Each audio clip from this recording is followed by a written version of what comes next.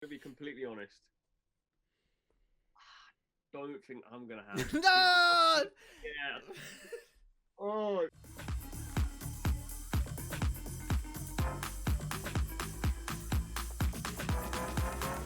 Something I wanted to talk about, which was premium assets and those players that are sort of the most selected, because I think this is a really difficult place for a lot of football fans, and in particular, Rambo, Liverpool fans, because Oh God.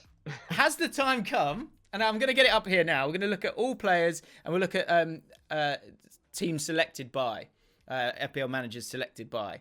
Now, there are some Liverpool players that you're going to want to stick with. I'm under the impression that look, there's going to be some kind of sort of, I guess you're going to go backwards a little bit because it was just so brilliant last season and how you did, and you saw the kind of gas come off a little bit. It's just it's an inevitable thing. We've seen it with champions year after year after year.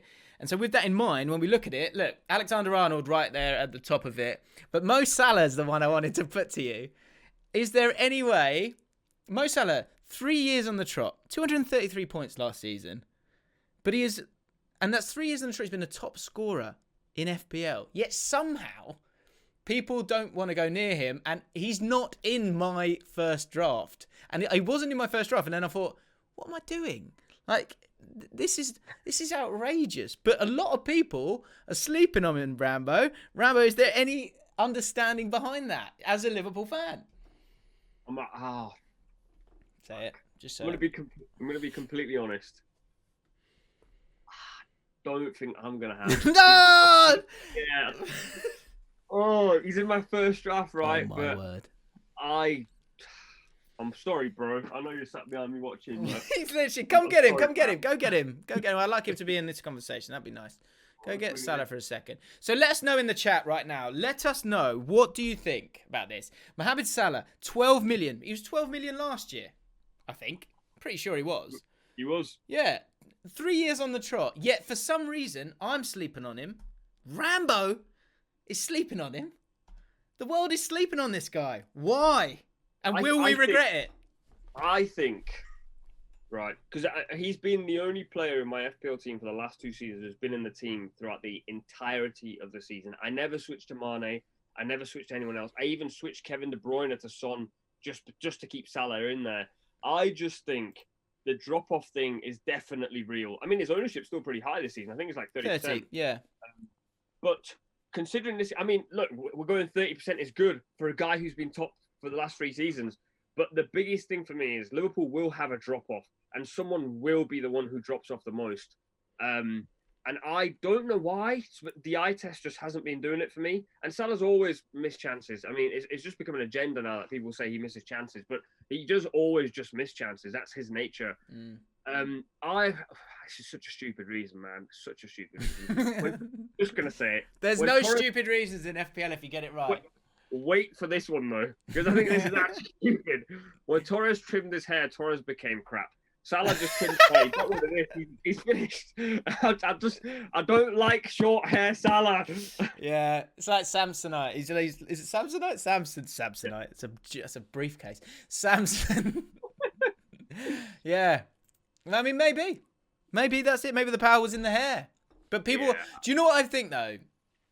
The problem with this, and that's it with premium assets, and that's it with predictions at the start of the season. All we're talking about is the players that are in the news, basically. And so Aubameyang, I mean, Aubameyang might get more points than Salah. Who gets the most points this season? Do you think it is Aubameyang because he is a midfielder? Because I think the fact that he moves, he's a midfielder on the game this year, you can understand why people are like, well, hang on a minute, I want a taste of that. And that's maybe why people are going off Salah, because you can't have both. Well, the thing about Aubameyang is, right, if you think about the most recent history you have, and it's all recency bias based, he turns up in the Community Shield and scores a worldie, but he's playing against Nico Williams. But I forgot about that. Yeah, you can't play at Wembley every week, can he?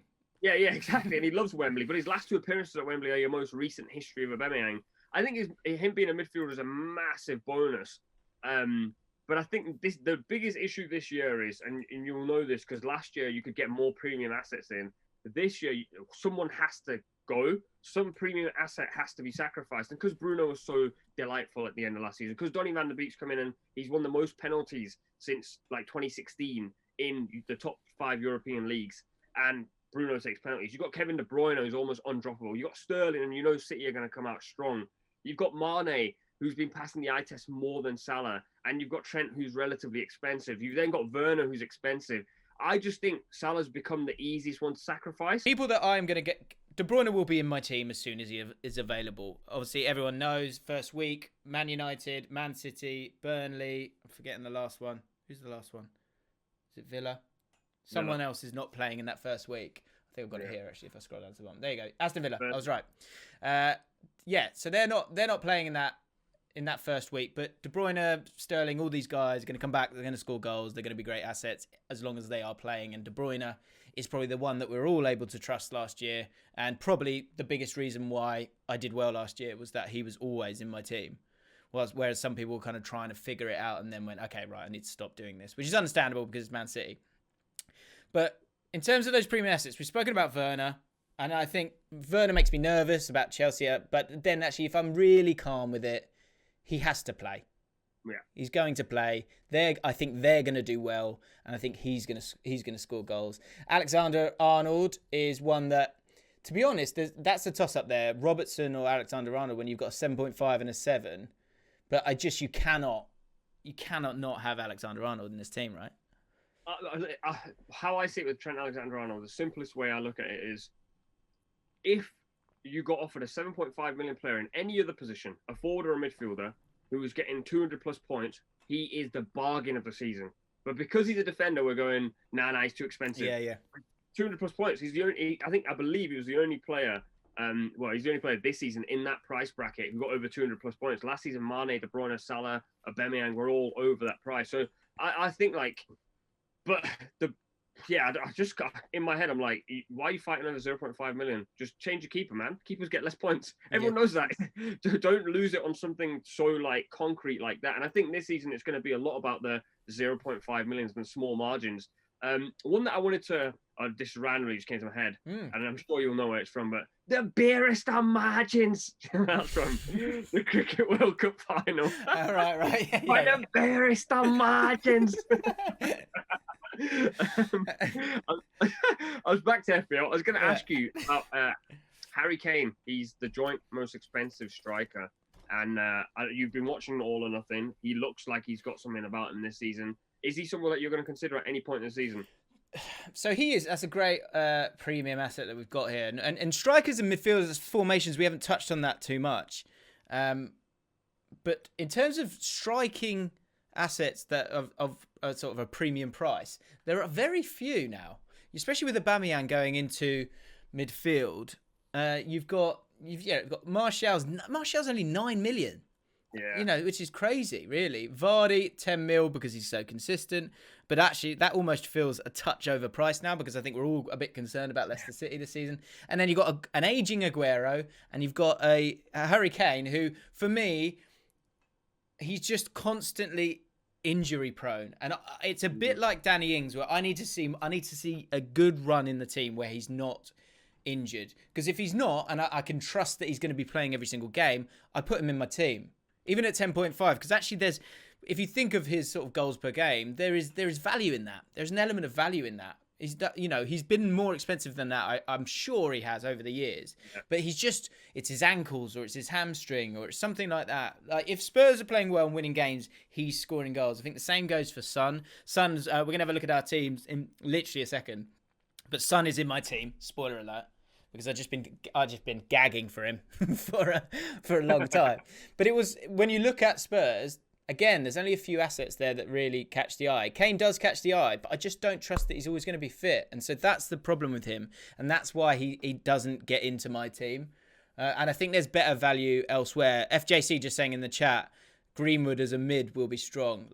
There are strikers who score. Rashford's a midfielder this year as well. There are strikers that are playing as midfielders that are going to score the same amount and be a little bit cheaper, and you know that they're going to play. Especially if Sancho doesn't come, then Greenwood's going to be playing a lot. And Greenwood, is a born goal scorer. So they want to be getting him into those positions where he's going to get the opportunity to score as many goals as possible. So I just feel like there's more value out there than Harry Kane at the moment. I need to be proven.